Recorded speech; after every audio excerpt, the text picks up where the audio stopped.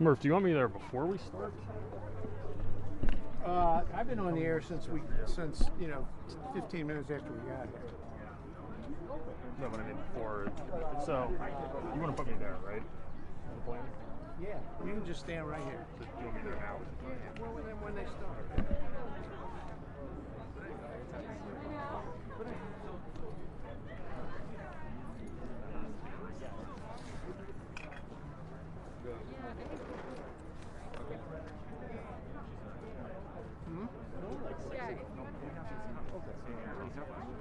Oh my God.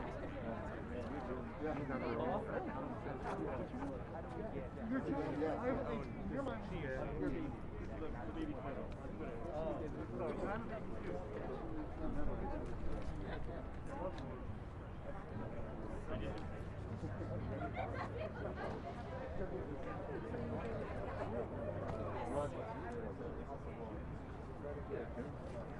Hi everyone, we are going to get started in just a couple of minutes once all of our guests and speakers arrive. Just want to clarify, we're going to do on-topic questions only following the speaking program today, and if there's anything else, we'll do full sites after if that works for folks. Thank you.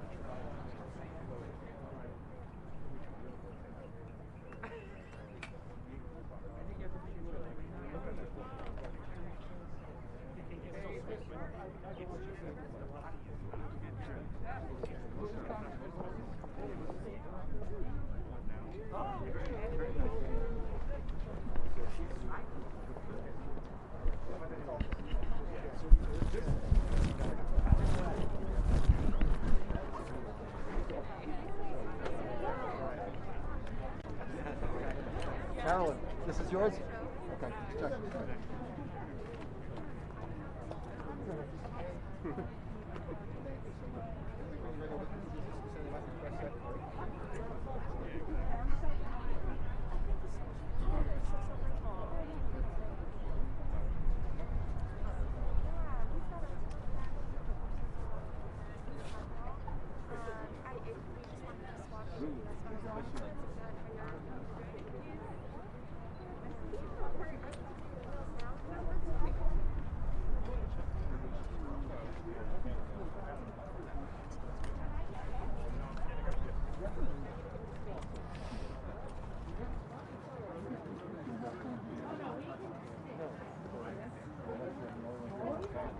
What else is going on today? We got a ton hearing. this morning. There's The like, hearing, yeah. I mean, at least from like a coverage perspective, like the past hour has been like everyone has a press conference. Right, if I have a flash here. I brought a flash. Outside, Big time. I plan to scramble around. The House side hasn't seen any action. I don't know why. It used to be where the most action was at one time. It's, I think Republican, he went to the border. You know, and then There's nothing to do with the Senate became the bottleneck, so that's the people you wanted to talk to. You didn't have House leadership finally learned that, hey, listen, you know, no news is good news for us, and we'll let you know when it's all done. And that's on both sides, R's and D's. Yeah. Yeah. I think So you're right. it used to be, you know, you could massage legislation in the House side. You know, the question is, if you got something you didn't like, don't let it get out of committee and all the rest of it. Yeah. This works through. How much committee assignments actually still matter? Will work if they do. Yeah. I mean, it's really. Well, if you're not there, you can't do anything. You know, you could be there and not get anything either. But let's say, you know, to me the question is, let's say you got one guy who's being Whose paid. Hasselblad is that? That's not yours. He's in a I thought that was yours. state No, Rod's here. where the roads and the bridges are shitty. So the question to me would always be, Senator, and you got to have specifics. You know, you got to really, it's not for the money. I was trying to say hi to Rosa, but then she walked. You're the one who wasn't video with us. Yeah. Wow, That's yeah, no. I know, right? upside down. Nice to meet you. How do you know that?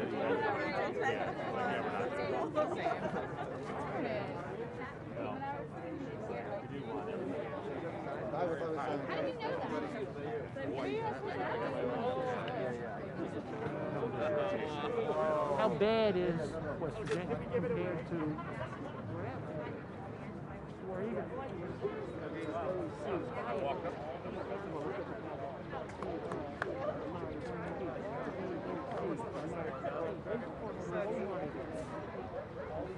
back in the day, they said it has to be asphalt ready.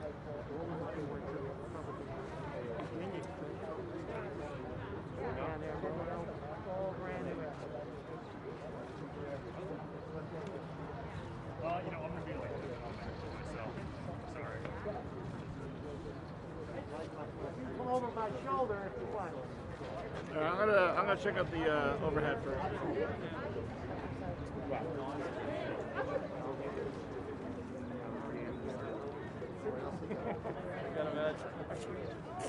There he is. There we go. Really nice.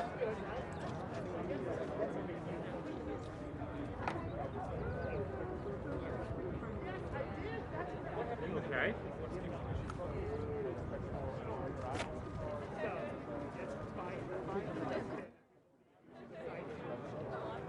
So what are they in this thing? What's their main push? You know, you hear about the Green New Deal, but you don't say this is what we want.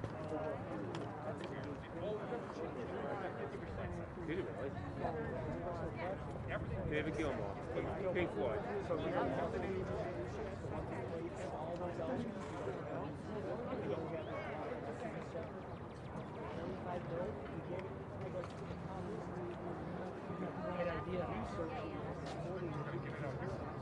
Yeah.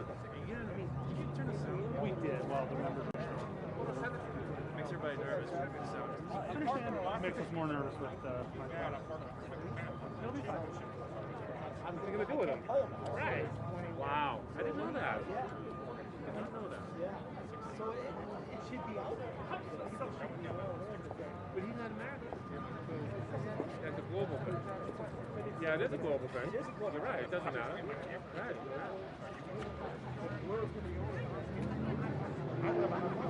oh.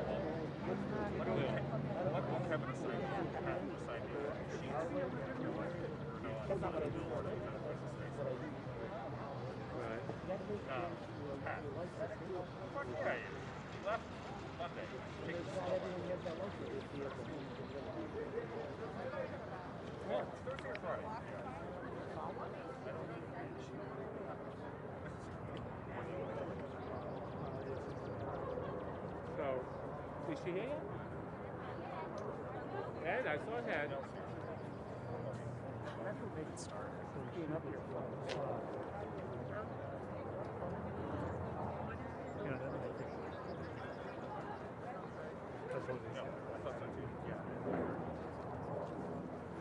If I was smart, I could send one.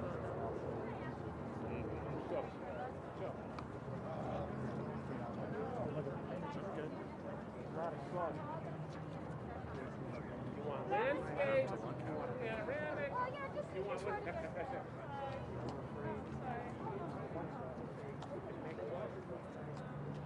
Gets the pan, people don't like it. But I think it's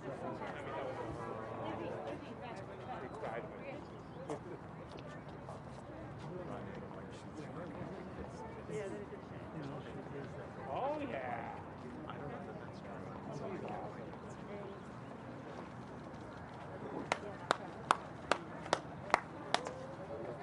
Hey, I don't care. Huh? Do it. Yeah. AOC.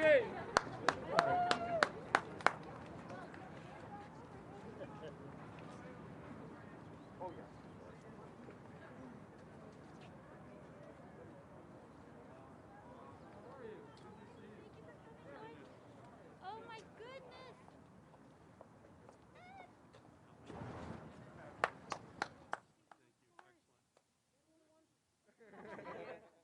I'm the only one. Come on, guys.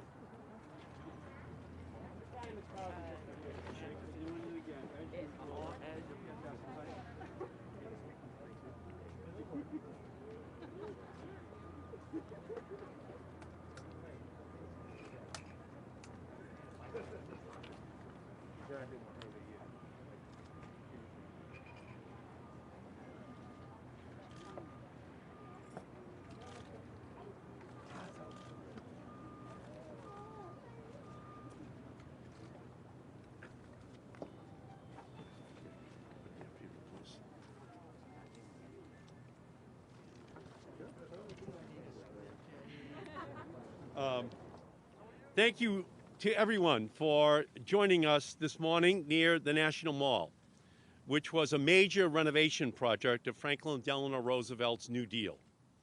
It was funding made available through the Public Works Administration in the 1930s that made the National Mall literal living proof of the power of the New Deal and investment from the federal government to transform and green our country.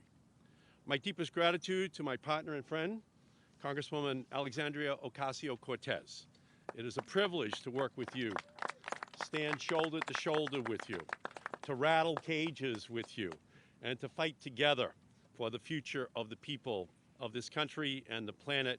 And I could not be prouder to be working with you on this issue and so many others.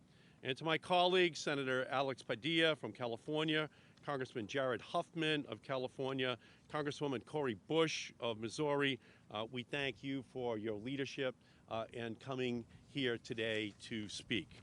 I also want to recognize our allies speaking today. Ellen Shawless of Sunrise Movement, Carrie Fulton of Climate Justice Alliance, and Judith Howe of 32BJ SEIU. Your organizations are an inspiration and the heart of this movement. That's right. For the past 2 years, it has been proven that the Green New Deal isn't just a resolution, it is a revolution. Since then, every day, revolutionaries have taken to the streets and the ballot box to make jobs, justice, and climate action central to our political system. There is now a diverse, organized army of activists, leaders, and communities demanding the most ambitious action possible on climate.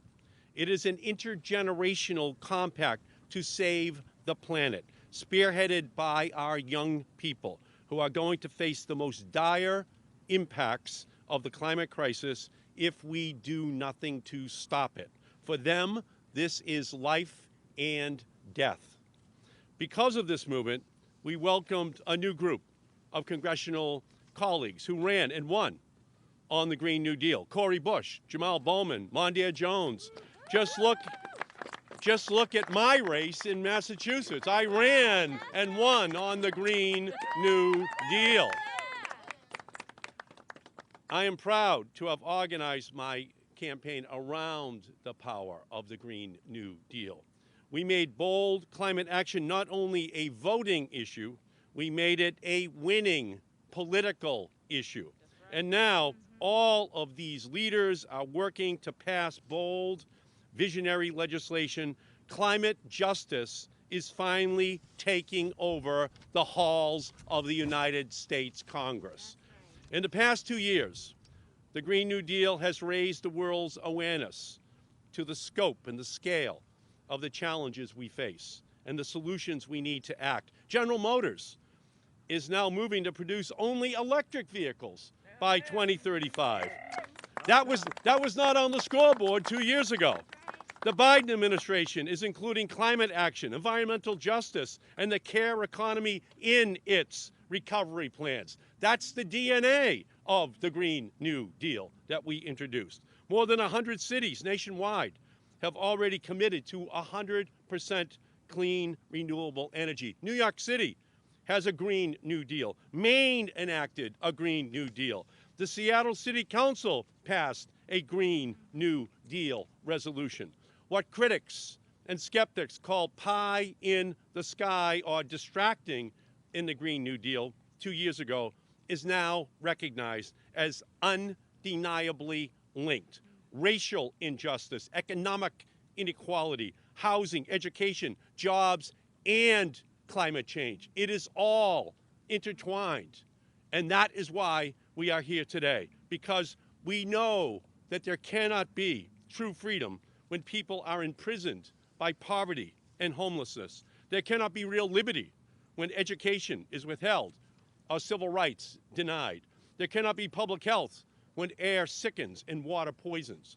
The Green New Deal proudly centered these interrelated, undeniable truths.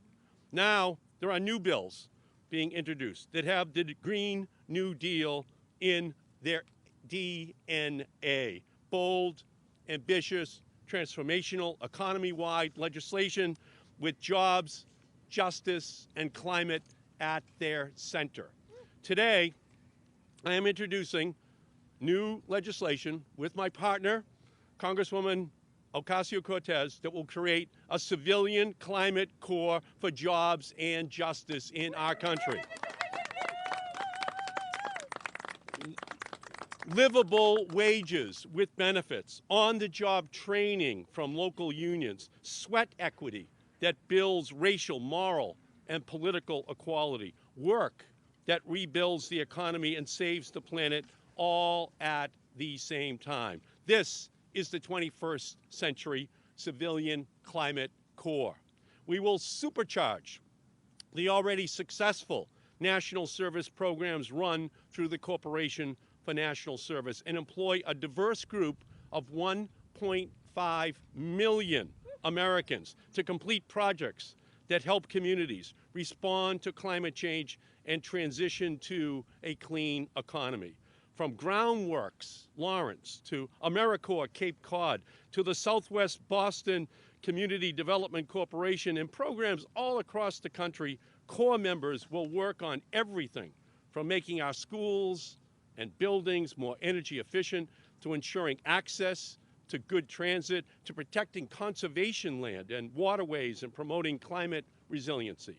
But unlike the conservation corps of the past, this climate corps will center equity and justice, providing 50% of investments to environmental justice communities and ensure that 50% of corps members come from those same communities.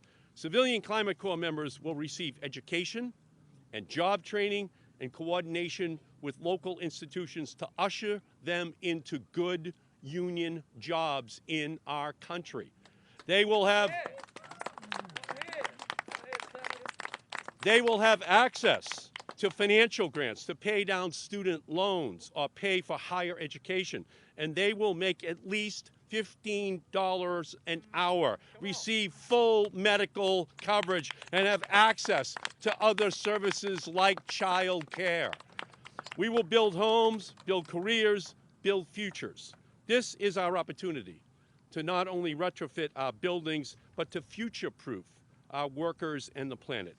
It is now this generation's turn to answer the call and to meet the historic challenges of our time. The era of the Green New Deal has arrived. No longer will justice get an IOU for the sake of CO2.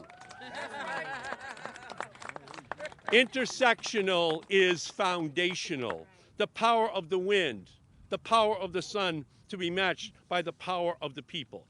It is possible to find middle ground in many areas of politics. I know because I have done it. But we cannot compromise away math or morality. We cannot compromise on science. Policies will take steps to save the planet, or they will not. We cannot compromise on justice. Policies are equitable, or they are not.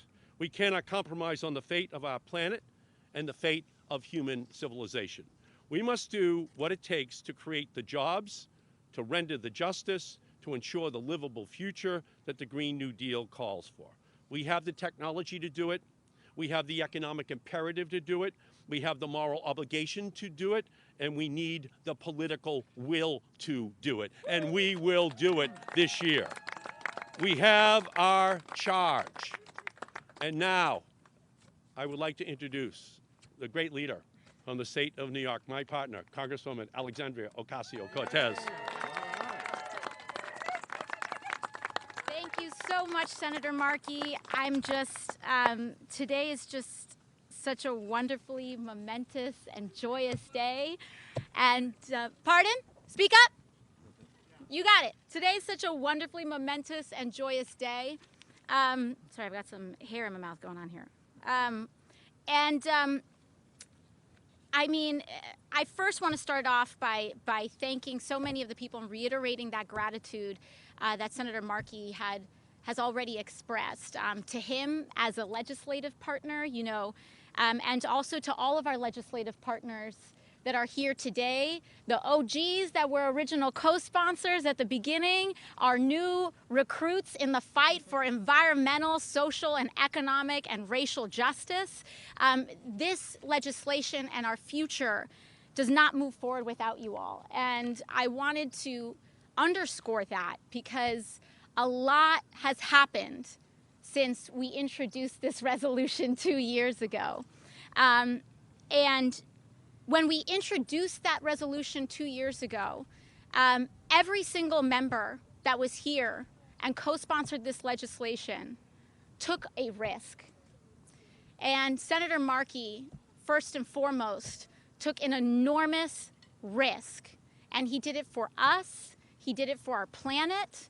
To take a risk working with a first-term Congresswoman, co-sponsoring enormous legislation that is huge in scope, not because it's the convenient thing to do, but because it was the right thing to do.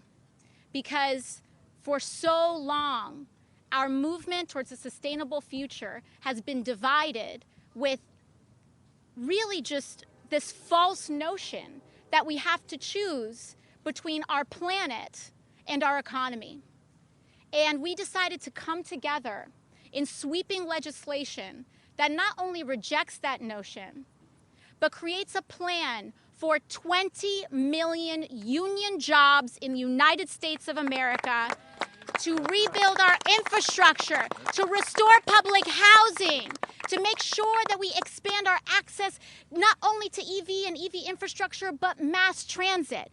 Everything from coast-to-coast chargers to making sure that we have an Amtrak, a resilient Amtrak infrastructure to the New York City subway system. It is going to be an all-hands-on-deck approach, and we refuse to leave any community behind in the process. Not only do we refuse to leave any community behind, but those who have been left behind come first. We refuse to allow, for example, an economy that goes from oil barons to solar barons. That's what we're not going to do. Because what we're going to do is that we're going to transition to a 100% carbon-free economy that is more unionized, more just, more dignified, and guarantees more healthcare and housing than we ever have before. That's our goal. That's the goal of a Green New Deal. What we're going to do is going to make sure that communities like Flint, Baltimore, the South Bronx, St. Louis, rural communities whose infrastructure was never properly built in the first place are first in line to rectify the injustices of the past, to make sure that they get everything that they need to thrive in the future. That's what a Green New Deal is all about. And so in these last 2 years, what has happened? What has occurred since the introduction of the Green New Deal? How has it been impactful? Well, a lot has happened. One is that over a dozen pieces of legislation have been introduced in the House of Representatives, most recently the Civilian Climate Corps and Representative Cori Bush's Green New Deal for Cities have recently been introduced. We also have an Agricultural Resilience Act from Chellie Pingree. We have the Green New Deal for Public Housing, the Build Green Act, the EV Freedom Act. Many pieces of legislation have been introduced adopting the Green New Deal framework of jobs and justice to decarbonize our economy. And not only have they been introduced, but elements have already passed the House. Last year, repeal of the Faircloth Amendment, which would end our decades-long ban on construction of new public housing in the United States, passed the House of Representatives. We also had an enormous amount of new and additional... Hello. Hello.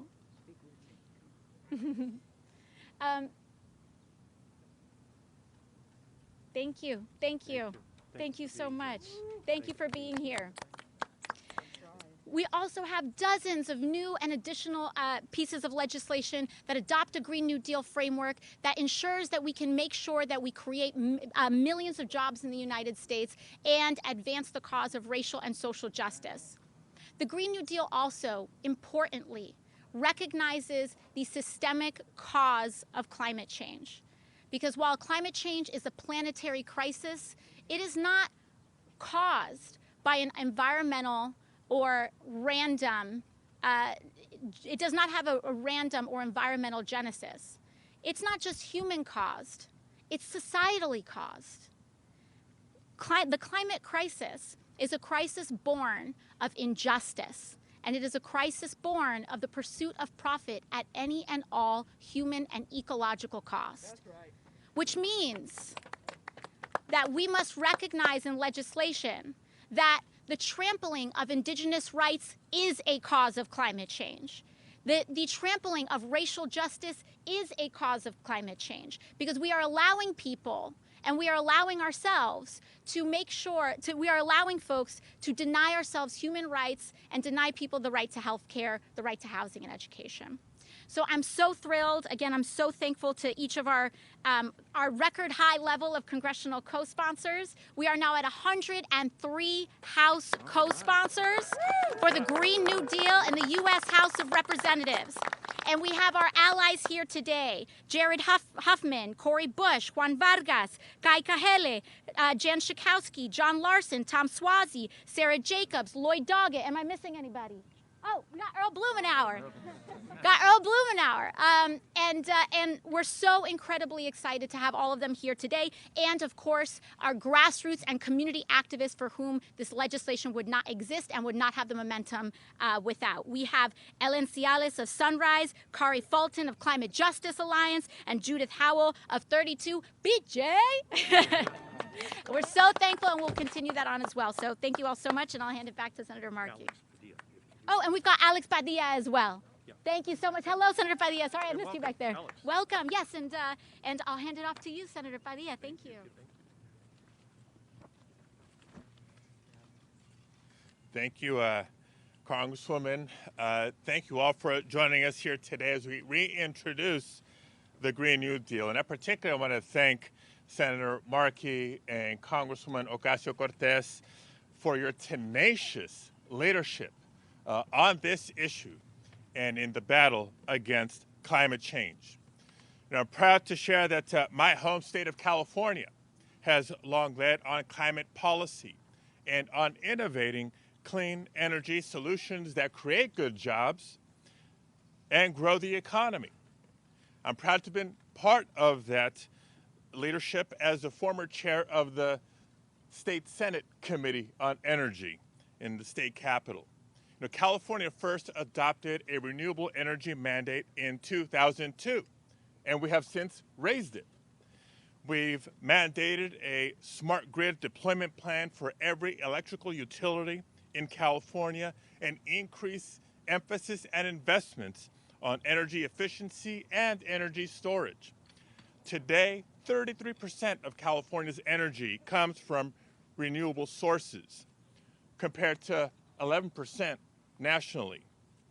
While California is home to 11% of the nation's population, we're home to 17% of the nation's clean energy jobs. And no, it is not a coincidence that California represents the largest economy of any state in the nation and the 6th largest economy in the world. But we're also suffering. This year, California is once again bracing itself for more extreme heat and another record-breaking wildfire year, another winter of floods and sea level rise that threatens our coastal communities. A renewed drought that threatens California's water supply for homes, ecosystems, and agriculture. And another year of homes destroyed and lives lost because of our lack of federal action on climate. But California is not unique on facing these challenges. Quite the opposite. We're all feeling the impacts. There are communities across America right now where families can't drink the water because it's contaminated with lead. Children who can't play in their backyards because of toxic contamination. They deserve our attention and our investment. As we recover from COVID, there's still 9.7 million workers unemployed today. So in the face of these challenges, the Green New Deal offers a once-in-a-generation opportunity to build back more sustainably and build back more equitably and show the world what an inclusive, thriving, clean energy future can look like. It is time for another New Deal with the American people. One that tackles the climate crisis head on and creates good paying jobs in the process, including a civilian climate corps to help rebuild America's economy. One that ensures that communities of color that have so often been overlooked or left out are included both in our policy and in our economic recovery. I want to take a moment to thank the bold leadership of the many young climate activists here today and across the country for their fight to put these issues front and center, not just here in Congress, but in state capitals around the country. Thank you for organizing. Thank you for mobilizing. Thank you for insisting that we face this great challenge and take advantage of this historic opportunity with the urgency that our climate crisis demands. Again, thank you, Senator Markey and Representative Ocasio-Cortez, for inviting me to be a part of today. Before I introduce the next speaker, if you'll indulge me, a few words en español. Les doy las gracias al senador Markey, la congresista Ocasio-Cortez, por su liderazgo sobre varios años contra el cambio climático que está dañando nuestro país y el mundo. El nuevo Acuerdo Verde aspira a crear una movilización nacional sobre los siguientes 10 años que lucha contra las crisis económicas, sociales, raciales y climáticas interconectadas que dañan a nuestro país. La solución, inversión, no solo en nuestra infraestructura, pero en las comunidades más dañadas por aire, tierra y agua contaminada. El nuevo Acuerdo Verde ofrece justicia para todos. And now it's my honor to introduce not just a colleague here in Congress, but a longtime partner. We served together in the California legislature advancing these policies, my friend, Congressman Jared Huffman.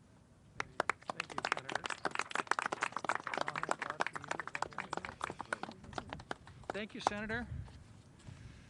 Well, thank you, Senator Padilla. And let me just say that I am so proud to stand here with my colleagues and as a member of the Select Committee on the Climate Crisis and someone who has been working on this issue for many years. I really have to thank Congresswoman Ocasio-Cortez and Senator Markey, because what you have done with this Green New Deal has made a tremendous difference already. It continues to make a big difference by broadening the Coalition for Climate Action. You have brought in more communities of color, more younger voices, and to them I would say thank you for your impatience. These are voices who understand that the urgency of this crisis demands action, that winning slowly is the same thing as losing.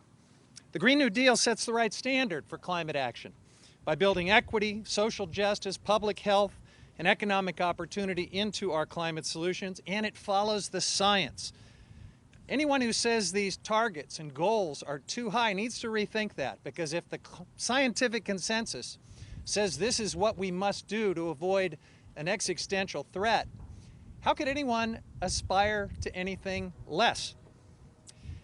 And that's the other way that I think the Green New Deal has made a great contribution, by challenging Republicans and Democrats alike to meet the scale and urgency of this crisis. Here's a plan that does it. If you can't support this, what's your plan?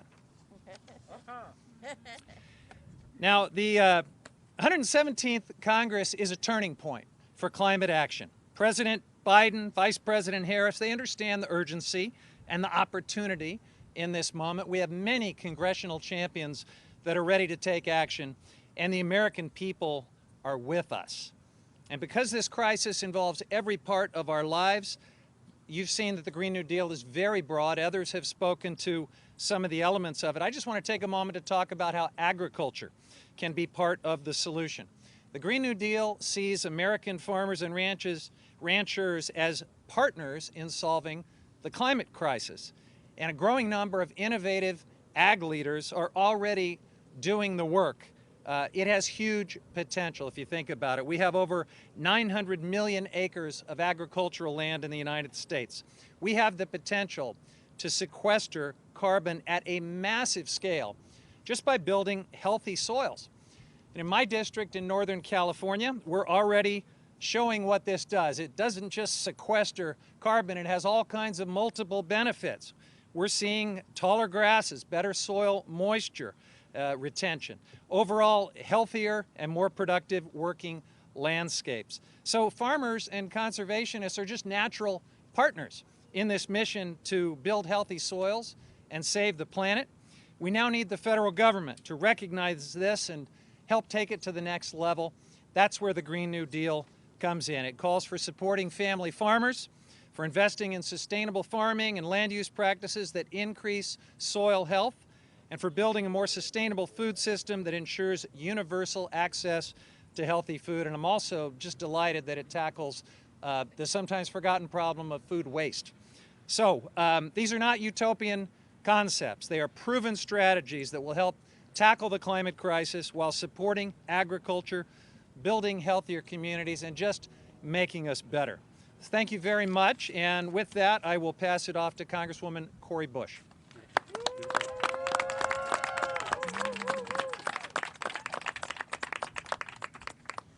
So I won't take my mask off because I don't want you to see the mess that the lipstick makes under the mask. But first of all, hello everyone, and thank you all so much. This support is amazing, especially for someone like me who is a freshman to Congress, only been here a little over 100 days, but then also as someone who is new, just in the matter of the last maybe 4 or 5 years, new to this movement. So I'm still learning a lot, but I understand now why this movement is so important, and important to people who look like me. That's always been an issue that I bring up. I highlight that because it's a very real point. It's a real point because I spent so much time in St. Louis talking about just trying to survive as a black woman in America, and trying to survive in a place where we're #1 for police murder, and trying to survive in a place where we're #1 for homicides, and trying to keep my son and my daughter alive, and trying to put food on the table, and to keep the air conditioning going, to keep the heat on, and trying to eat. And so now that I understand we've made those connections, I have to shout out and thank my colleagues in the fight, those who put in the work and opened my eyes and the eyes of so many others. So thank you to my dear sister, Congresswoman Alexandria Ocasio-Cortez.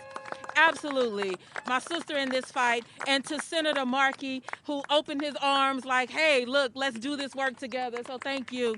And to all of our partners, my colleagues who are standing up here, I'm amazed that you've opened your arms so well and have been such a motivation for me in this fight. And thank you for hosting St. Louis today, because when I show up, you're seeing St. Louis. So thank you for hosting St. Louis. I'm proud to be standing here with you. So 2 years ago, The Green New Deal transformed our movement, reframing the climate conversation as an economy-wide effort for climate, racial, economic justice. The Green New Deal focuses on public investments in green jobs and green infrastructure. I know I don't have to preach to the choir, but it helped make climate action relevant to people like me who live paycheck to paycheck, and that's all I know, paycheck to paycheck. Now, 2 years later, we have a once-in-a-generation opportunity to push forward transformative change. As we flesh out the Green New Deal together, we are building a body of legislation that applies to the commitment to jobs, like my sister said, racial justice and climate justice to each proposal that we all put forward. In my first month in office, I noticed that there had been a lot of talk about the need to gather data and map environmental injustices to be sure that we invest a lot of the Green New Deal spending in communities that are on the front lines of this crisis. Communities like mine in St. Louis, communities like Queens, and other communities across this country that are predominantly black and brown. I knew that the large-scale investments we needed wouldn't be possible if we didn't have a plan. That is why Senator Markey and I put forward the Environmental Justice Mapping and Data Collection Act in January to map the many types of environmental injustice that exist in our communities and ensure that the federal government will direct funding to those who need it most. That was my first environmental bill. And yesterday, we took bold action with the introduction of our Green New Deal for Cities Act, which is my first original, explicitly Green New Deal legislation, and I could not be more excited to be able to be a part of this. From the moment that I heard about the Green New Deal, I knew that we needed it right at home in St. Louis so we could directly hire our own people to clean up our communities. Our community is home to out-of-control nuclear waste. And let me say that again. Our community is home to out-of-control nuclear waste, and we thought that that was just regular. We have lead paint, mold, and bullets contaminating our homes and our neighborhoods. Yes, I said bullets. We live downriver from Line 3. Fossil fuel infrastructure that's putting the children and families in our communities at risk every single day. And despite this massive hazard, it is not shut down. The Green New Deal for Cities is our effort to meet frontline climate demands. It would fund a Green New Deal in every city, every town, every state, every tribe, and every territory. Right away. Right away. With each community investing money in climate and environmental justice projects. Whoever is out there listening today, we know this. You too can have a Green New Deal. You can have a Green New Deal right at home. No need to apply. The basis for this $1 trillion investment is that every single community that needs relief from the climate crisis and environmental justice has it. So lastly, my bill with Congresswoman Ocasio-Cortez also takes many precautions to ensure that it will be intersectional, because you notice we don't do anything that's not intersectional in empowering justice. This bill is pro-tenant. This bill is pro-worker. We've worked hard to ensure that no one will be displaced because of these investments in our infrastructure, and have included comprehensive labor provisions to ensure the jobs created in this piece of legislation will lift people up. We also recognize the threat police violence poses to our environment and ensured that none of this funding go toward forces like our policing system that worsen the environmental injustice. So this is our time. So let me ask you. We know that we need a Green New Deal. So this is our time. What do we need?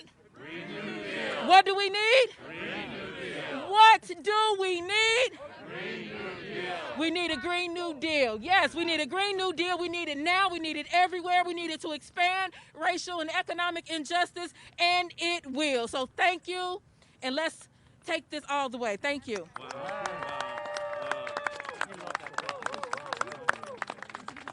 Beautiful. Now we're going to hear from Ellen Shawless, Sunrise Movement. Ellen, come on in. Beautiful. Thank you. Sorry, I'm just going to throw this down here. Okay. Hi, I'm Ellen from Sunrise Movement. When I was 11 years old, Hurricane Irene, oh, sorry about that. Hurricane Irene hit my town.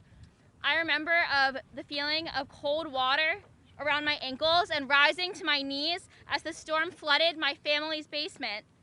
And I remember the sense of despair that washed over me and my younger siblings as we barreled buckets and buckets of ice cold water out of that basement.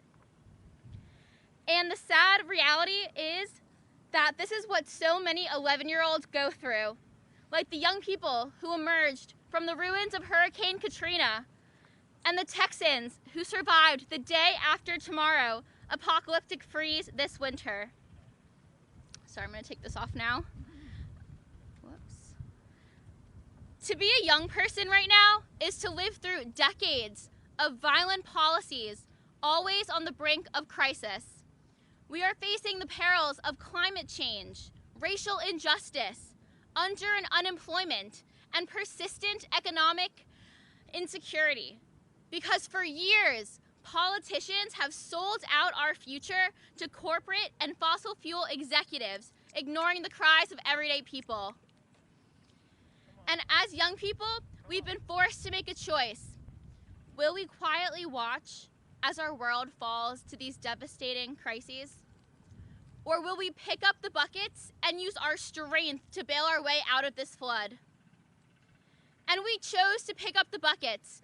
And we picked up the phone and made thousands of calls and knocked on thousands of doors until our knuckles bled to get Democrats elected on a bold, progressive mandate. And when the pandemic hit, we again got up and we delivered food and mutual aid to our neighbors. We took the reins on this political moment and shook the ground under politicians' feet to make the Green New Deal impossible to ignore. So Biden and Congress, we're asking you, no, we're demanding that you come down and stand with us and pick up a bucket.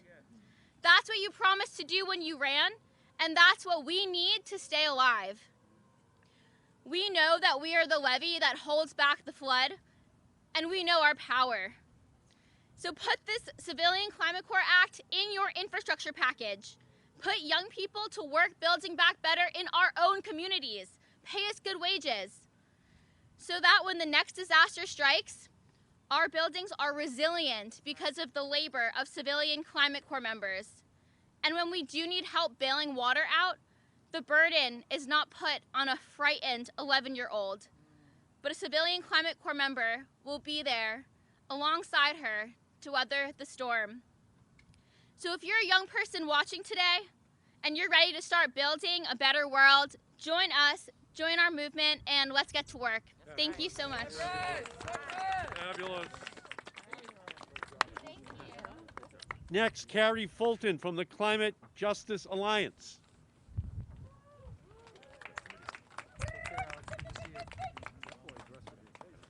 Hello, everyone.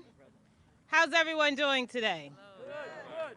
So first and foremost, I want to take a moment to take in the moment that we're in on the 10th anniversary of the BP oil spill, where we lost 11 lives.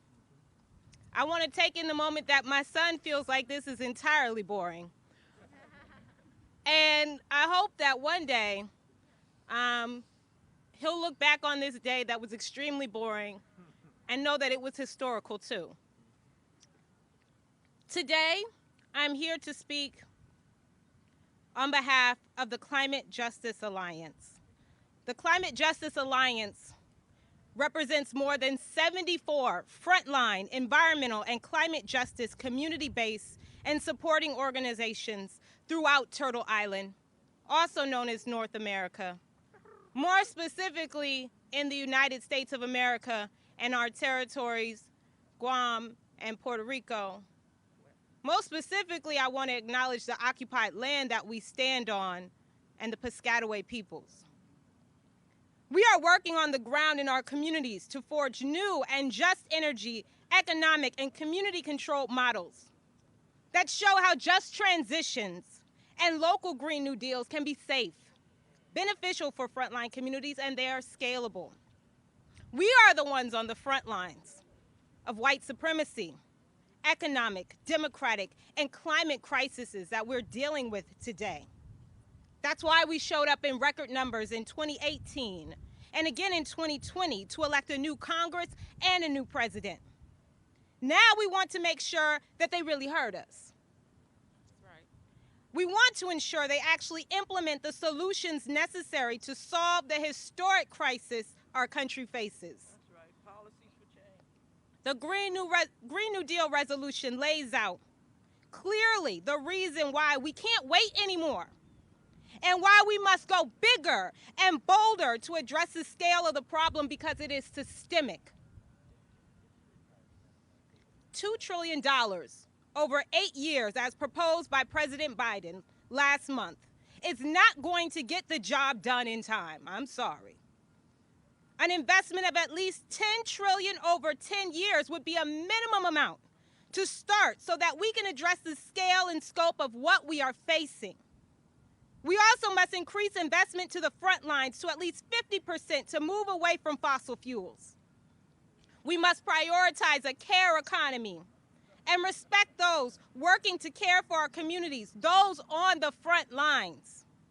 Black communities, indigenous communities, Latin communities, Latina communities, communities of color, Asian and Pacific Islander and other working class communities, young people, those who have been excluded from economic opportunity in the past, and those who want to be a part of a more just, sustainable, thriving future, are ready to support this administration and the Democratic leadership when you hold true to your promises to forge real, long-lasting systemic change.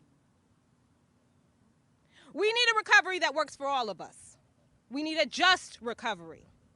We appreciate the spirit of the Green New Deal resolution for ensuring that environmental justice communities are front and center and that no false solutions, techno fixes, or harmful market-based approaches are lifted up and funded as somehow they are solutions.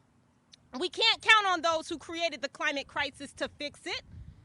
We must count on ourselves, on those who live on the front lines of this crisis to know what works. We hold the solutions, y'all. COVID relief is not enough. Piecemeal, limited action is not enough. Investments must be big and go farther and address historical harm on our peoples and our communities. Any long-term local or national Green New Deals must address comprehensive solutions that center our communities. That means a just transition away from the outdated and harmful dig, burn, dump, extractive systems to regenerative economies that benefit and honor Mother Earth. Happy Earth Day. My son asked me, what are we going to do for Earth Day? This is what we're doing for Earth Day. And we are yes, really. And we're excited to support these measures here with you all today. And we stand in solidarity. We stand working and ready to go hard. We are the Climate Justice Alliance, climatejusticealliance.org. Thank you. And our final speaker today, Judith Howell, 32BJ, SEIU.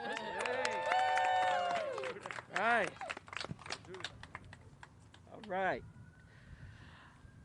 My sunrise youth, they're my babies. And I want to say good day to all of you. I am Judith Howell. I'm a security officer here in Washington, D.C., and I'm a proud member of 32BJ and the Service Employees International Union. Let's understand that. And I'm gravely concerned about our planet, planet Earth. It's the only spaceship I know. It's the only spaceship we've got. The fight for climate justice is critically important to my union. We support the Green New Deal because we believe that working people can and must be a part of the process of reversing climate change. And the Citizens Climate Corps is a great first step in that action. But we must ensure that all the service jobs, like cleaning and security of the buildings or infrastructure locations that receive federal investment, are good jobs, paying good living wages and benefits. You know, like we get in the union. Climate advocacy is not new for us. 32BJ is a part of the People's Climate Movement. 32BJ is a longtime member of the Blue-Green Alliance, and my union has an award-winning Green Supers program. Supers being the day porters and managers and superintendents that direct the cleaning in most of the buildings that our people either work in or have been away from during COVID, working long distance. The Blue-Green Alliance is made up of not only union people and community people, but building owners, especially in the coastal areas where they are afraid of their properties sinking. People who opposed us to getting unions in the first place now are in coalition with us to save their buildings so they can make a profit and we can earn a living. Yeah. We understand that without the Green New Deal, the political will won't exist to force corporations to change their behavior. And I say to that proud community where the pipeline was going, make that Canadian firm take their damn abandoned pipes with them. Make that company down there in Florida that left all that nuclear water, they should have been made to clean it up before they were allowed to close down and take their little bonuses and stock profits. The greedy never care about the needy. Big oil, big coal, gas frackers and their lobbyists scare their workers into believing that change will ruin their livelihoods and take their jobs. But the Green New Deal and the Climate Corps will go to these communities first, where there's no longer coal being dug out the earth. You don't even know what it was there for. No longer oil being drilled from the earth. We will go to these communities first and give them new, long-lasting, clean, green employment and hope. Communities have done the least to cause climate change. The working poor, people of color, displaced immigrants are disproportionately hurt the most. It is in fact that the poor and sick, many sickened by the pollutants that contribute to climate change, who are the least equipped to deal with bad air, increased heat waves, and rising sea levels. I pray every night when I say my prayers for the people around this country, the Navajo and the other indigenous on the plantation, on the reservations, and those who are in the communities where the wineries and other farmers, corporate farmers, can dig deeper than them, and they get up in houses that they bought as a part of the American dream and turn on the water and nothing comes out the faucet. I pray for them every night. They can't sell their homes to anybody. They can't go anywhere. And the American dream has become the American nightmare. This is why I, Judith Howell, on behalf of my union, Service Employees International Union Local 32BJ, am joining the growing call on Congress to vote its conscience. These people have stood up and given you bills that will bring change, will bring a Citizen Climate Corps, will bring a Green New Deal. Vote, vote, and overwhelming scientific evidence is there to back you to support the Green New Deal quickly, quickly. We must act now. The planet can't wait, and we, the workers, can't wait. Beautiful. Beautiful job, Al. Beautiful, beautiful job. Judith, thank you. Questions from anyone? Beyond the Biden administration's proposal for housing, can you guys speak to the leverage that you have in this moment, especially with thin margins, to try try to get the administration to adopt some of this narrative? Can you repeat the question for the cameras? Well, she's essentially asking, you know, do we want to go beyond even what Joe Biden has proposed? And the answer is yes. You know, we believe that this is the moment that requires us to act big, think big, have a program that matches the magnitude of the problem that we're confronted with, and to do so with justice as we create jobs for everyone, union jobs. So we're here to say today that we are going to be calling for the highest aspirations that our country can reach. We're saying that we want to lift the gaze to the constellation of possibilities for our country and for the world. And so we're here today to say we want to go big, even bigger. And I'll let Congresswoman Alexandria Ocasio-Cortez answer as well. Of course, yeah. I mean, as the senator mentioned, if the question is, do we intend on sending a message to the Biden administration that we need to go bigger and bolder, and the answer is absolutely yes.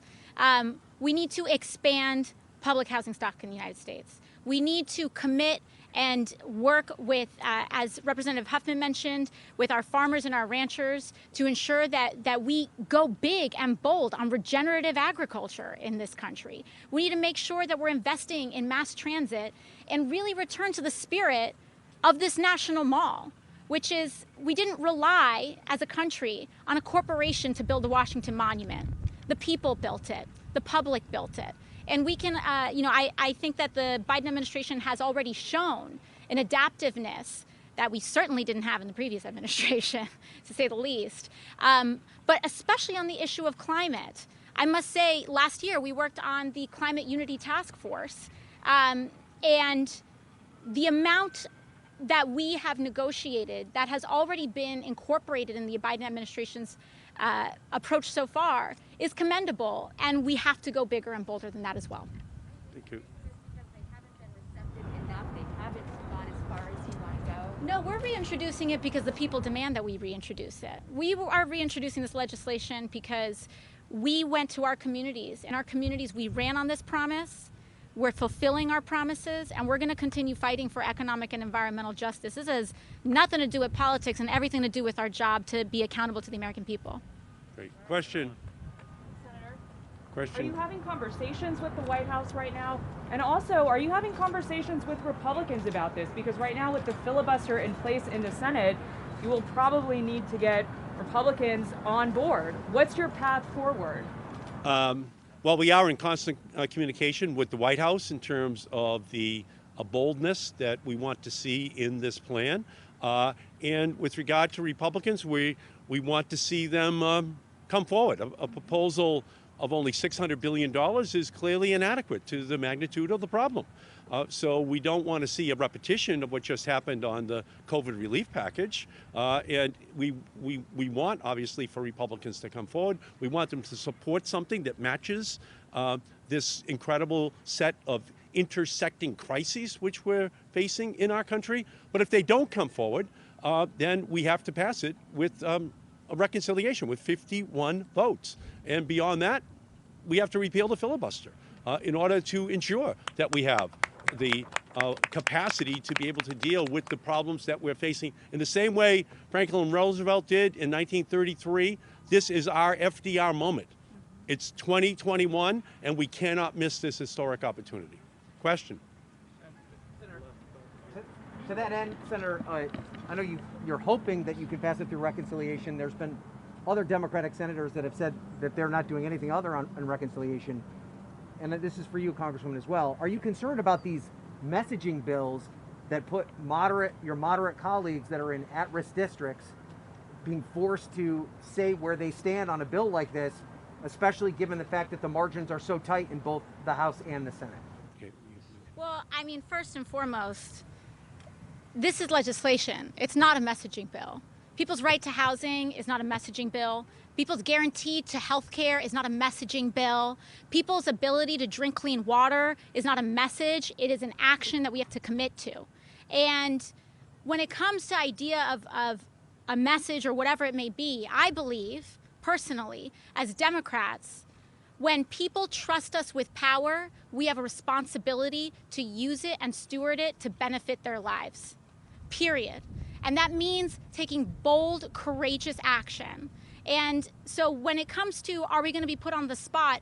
To me, the greatest risk is doing nothing on climate or doing too little. That is a greater political risk, because when we have what happened in Texas just earlier this year, when we have the floods that happened in the Midwest just a year or two ago that left communities underwater, that can be just as politically, environmentally, and socially destabilizing. And so, when it comes to the issues of reconciliation, the filibuster, et cetera, even if you want to just go down the political route, I think it's much politically riskier to not pass legislation that changes people's lives and send the message that a Democratic majority won't do much, which is why I'm proud that legislators have stood up and went bold on COVID relief, and why we are pushing for them to continue down that path with an infrastructure package and further legislation as well.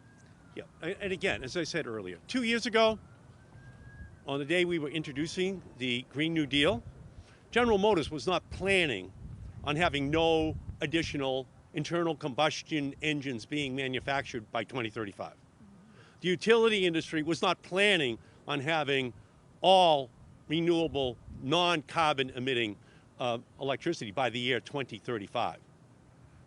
We did not have debates about how all of these issues came together: racial, health, educational, housing, and climate issues. We weren't having that debate.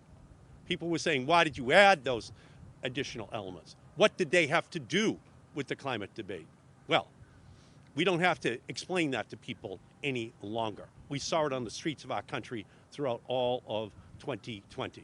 So we're going to continue in our efforts. We want to help to continue the process of education, activation, implementation of the highest goals that our country should be striving to achieve. Questions? Okay, thank you all so much. Thanks for coming. Thank you. Right. Well done. Thanks, Alex. Great job. Great job. I love lift our gaze to the constellation of possible. Oh my God. Give me chills, Senator. Oh my God, when you're with her. Well, beautiful. Well done. Yeah. Okay, yeah. Okay, good. Sure? Okay, yeah. I'm not used to this stuff. I never know where to go. President's right down there. Look at the cameras right now.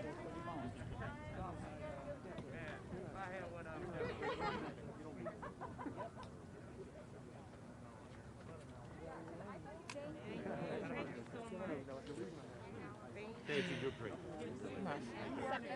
Well, you were lucky this wasn't a stage. What did you think about today? It was good. You got him up to good.